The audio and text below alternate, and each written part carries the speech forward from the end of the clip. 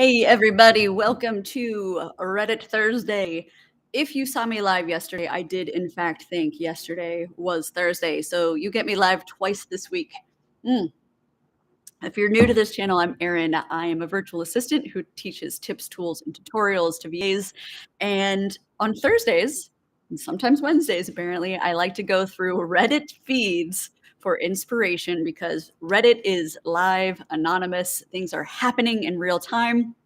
And it's become one of my favorite forums to see about trends and what's going on in our industry and what people are struggling with, et cetera, et cetera. So I was skimming this morning and I came across uh, an amazing inspiration that I'm going to show to you guys that actually came from a fitness subreddit that I'm not even subscribed to. So I feel incredibly lucky that, hey, Tori, nice to see you again. I was just saying that I thought yesterday was Thursday. It's not. Anyway, I found this quote on Reddit that somebody had just posted, and it hit me so hard right at the right time. I think you guys can see that. This graphic could not be more perfect for us freelancers. And it's something I talk about quite a bit because I used to have this saying that I would say to students where I said, just release your B work, meaning your work doesn't have to be perfect before you release it out into the world. So this one I thought was even better than that. Make it exist first and then make it good later. I could not be happier that I saw this because one of the main things, right? It's such a good graphic and it's so simple, but it hits you so hard. One of the things that so many new virtual assistants struggle with, I think the most, is the fear of getting started. I mean, there's so many fears that we all have when starting a new business. It's completely normal to be overwhelmed, to think you have to have everything perfect and tied up in a neat little bow before you can release it to clients. When the truth is, there's no such feeling as being ready. You're never going to feel ready to launch because ready is not a feeling at all. It's a decision. And so if you are somebody who's watching and you're thinking, I'm not ready to launch, I'm not ready. Now take that with a caveat. If you have no idea who your ideal clients are or what services you want to offer or what rates you want to set, at bare minimum, if you don't know those things, then you're not ready. But you don't have to be perfect. You don't have to know the ins and outs of your business. And for everyone just joining, I'm going to hold this graphic up again. You do not have to know. There we go. You do not have to know every little thing, every I dotted, every T crossed. If you don't quite know yet what your an onboarding process looks like to greet and welcome a new client, that's okay.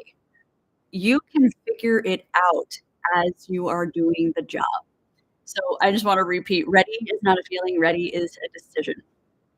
And one thing that I see most frequently, again, amongst VA students in particular, is that they just never they get stuck in a loop of learning. Like you're just in this cycle of thinking to yourself, my services are good, but if I learn 10 more services, maybe they'll be better and I'll make more money. You just you just gotta make you just gotta go for it. You just gotta release your work. And as you are working with clients, as you are working in real time, you will figure out quickly what's working well, what could be better, and you will refine those things as you are working with clients. So there's really no need for anybody to be waiting a year or 2 years and like, "I'm thinking about launching. I haven't done it yet. I've been doing this, yada, yada." I mean, how many idioms can we share today? Here's another good one. Time will pass. Do the thing anyway.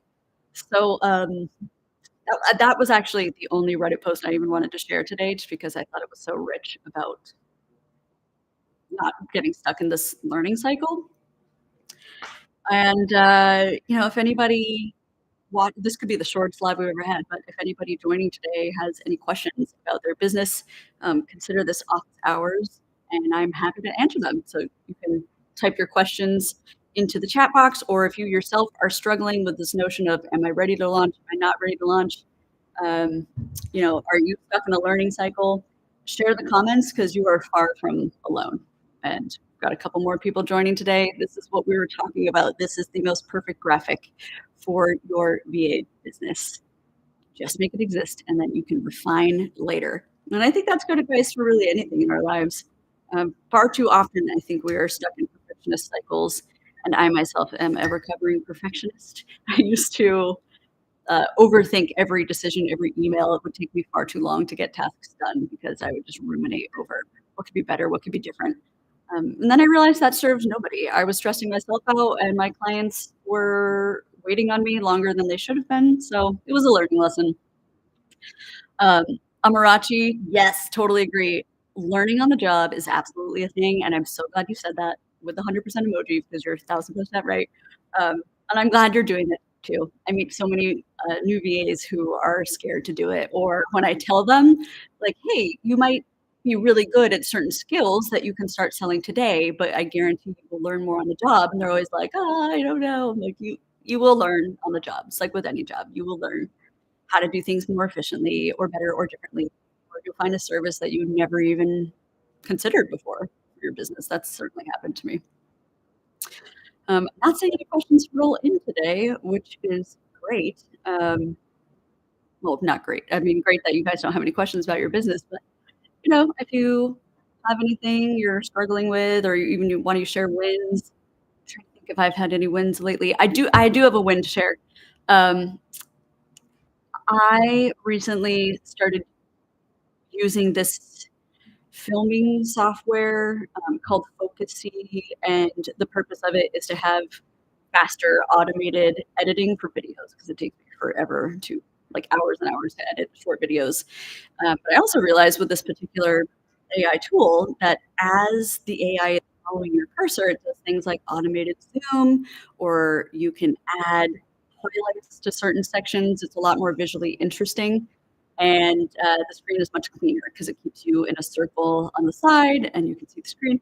I'm very pleased with the software that I'm using, and I realized I could use it for a demo for a client, and it went off better than I thought it was going to. So, a client of mine, I just signed him up for an AI scheduling tool for his calendar, which is interesting in and of itself.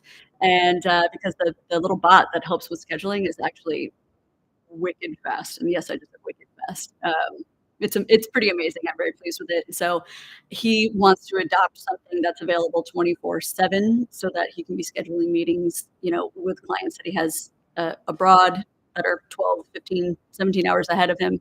So anyway, the bot is the perfect thing to do that because it's always on 24/7. And he didn't have time to hop on a call with me so I could show him live how this works. And I thought, what better way than to use this demo? And I ended up filming just a 5-minute demo for him, sent him the video that was edited like that. The whole thing probably took me 15 minutes, and he loved it. So that was my win for the week. I'm trying new things with clients. Demos is not really something I've done for clients before, and I was very pleased with both the technology. He was pleased with the demo. We didn't need to talk about it for 30 minutes, and so it was a win-win for everyone.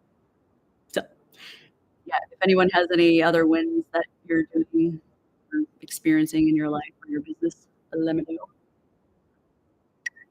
And yes, I am drinking yerba mate today. Has anybody had yerba mate? Many, many years ago, I went to South America and we started in Uruguay, and everybody had these awesome gourds with mate. I knew they drank mate frequently, but anyway, I've been on the mate train ever since then.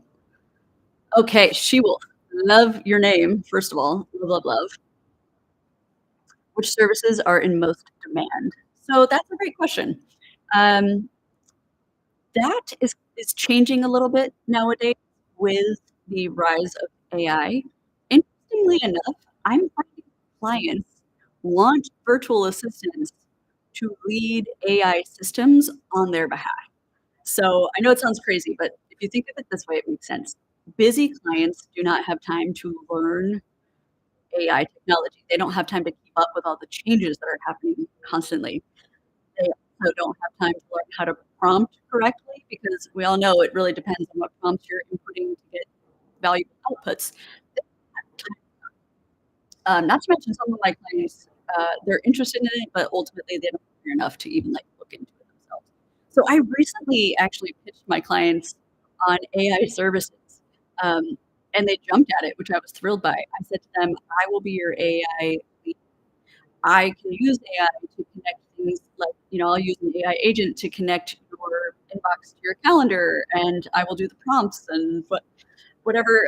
It just they were like so thrilled because they said to me, "Would love to have fast systems that are easy to implement, but they don't necessarily want to take the lead." So I positioned myself as their lead AI liaison, and they were all loving it. So they've all hired me on to do that as well as an additional service.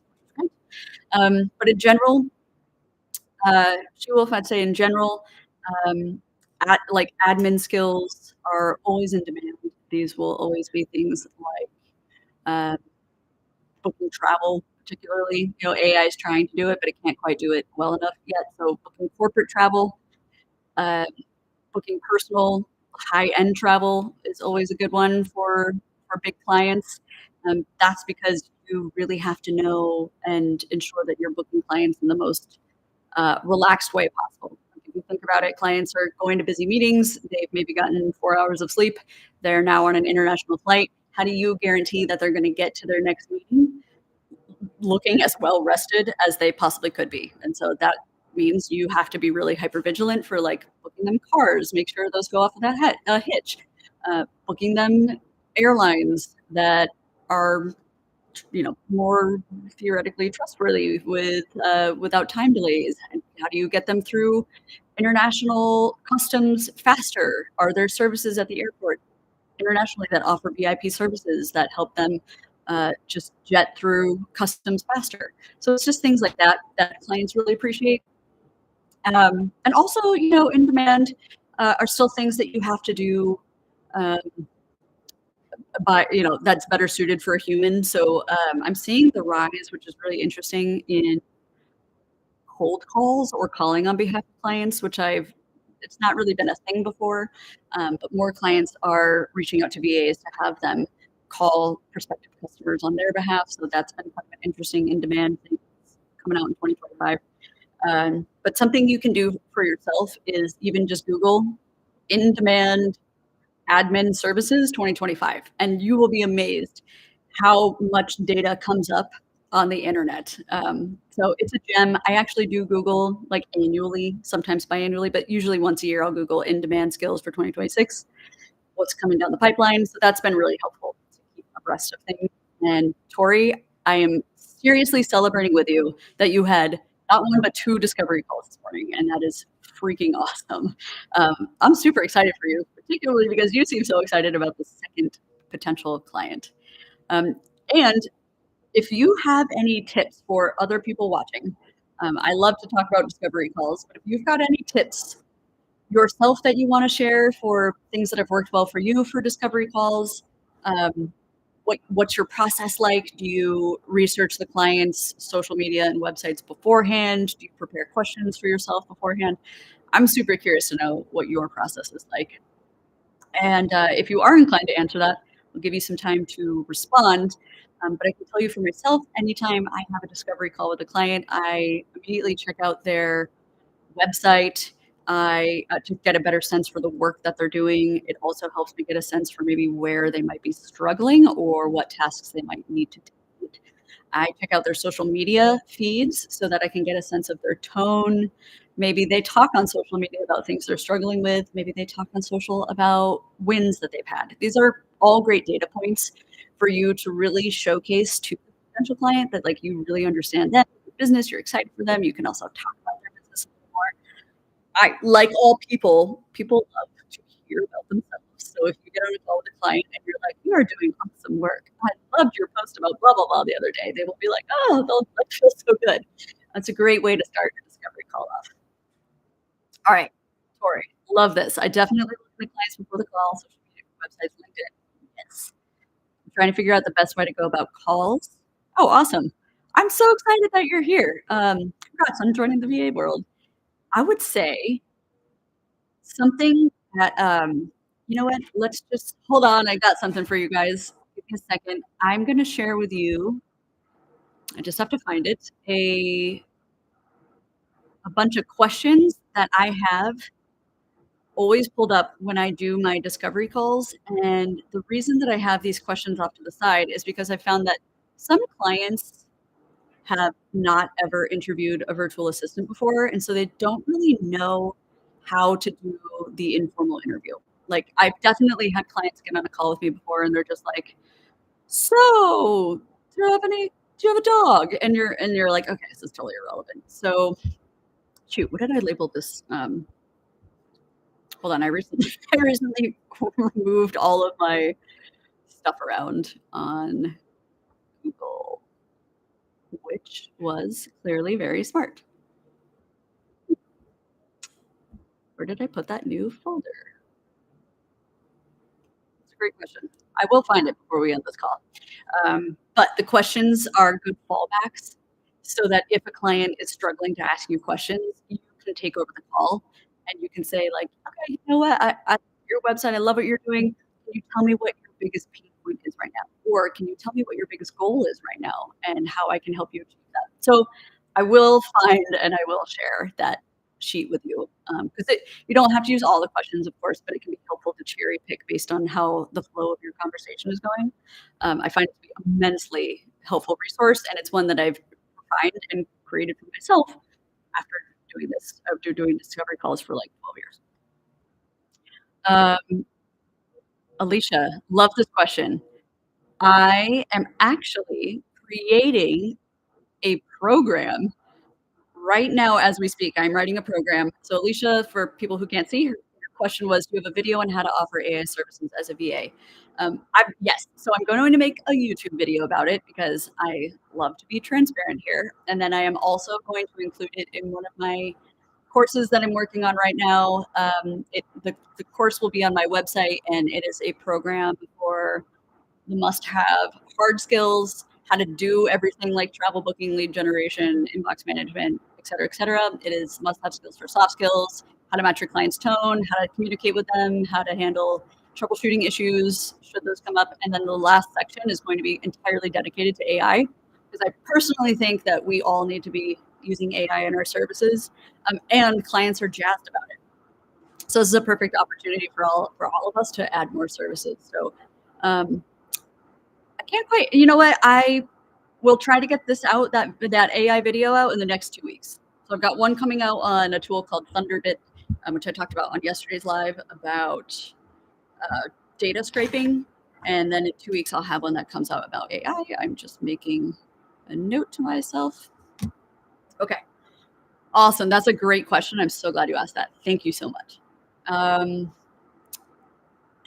Okay, before I end this video, and please excuse my awkward silences because I really want to find the questions. Uh, I really want to find the questions that I have for my own calls. Where in the world did I put this?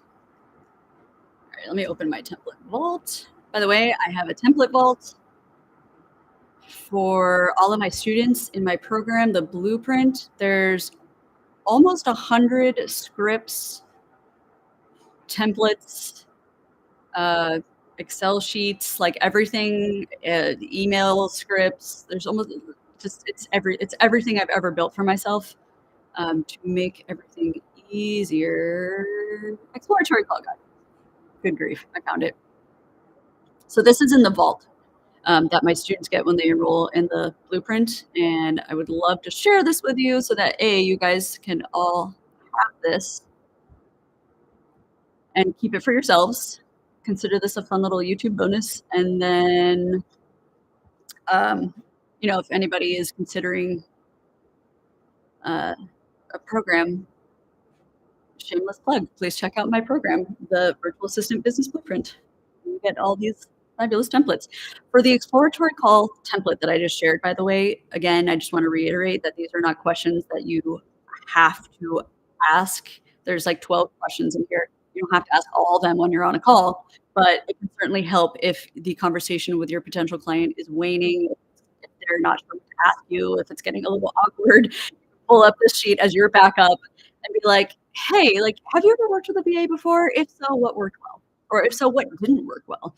Or I have a couple questions like, what are your expectations of working with a VA? So calls like that. Hey, Charlotte. Hi. Thanks for joining. I just shared a. You're so welcome, Tori. I'm so happy to share that. I just shared a template for everyone just joining. They are exploratory questions to help your potential calls go easier. And it's just something that I have in my template vault for all my students, but gonna be really helpful for you guys. So yeah, and Charlotte, I'm so sorry. I'm actually wrapping this up very soon, but you can watch the replay. We started off with a Reddit post about how basically ready is not a feeling, it's a decision. So for anybody who's like, I don't feel ready to launch my business, we talk about why and how you can. I really appreciate you guys joining me for these very casual Thursdays, and hopefully you guys get value out of them. I get a ton of value, like answering your questions too, and I love to meet you guys. So, yeah, if nobody else has any questions, then thank you so much for joining me. I'm just keeping my eye on the chat.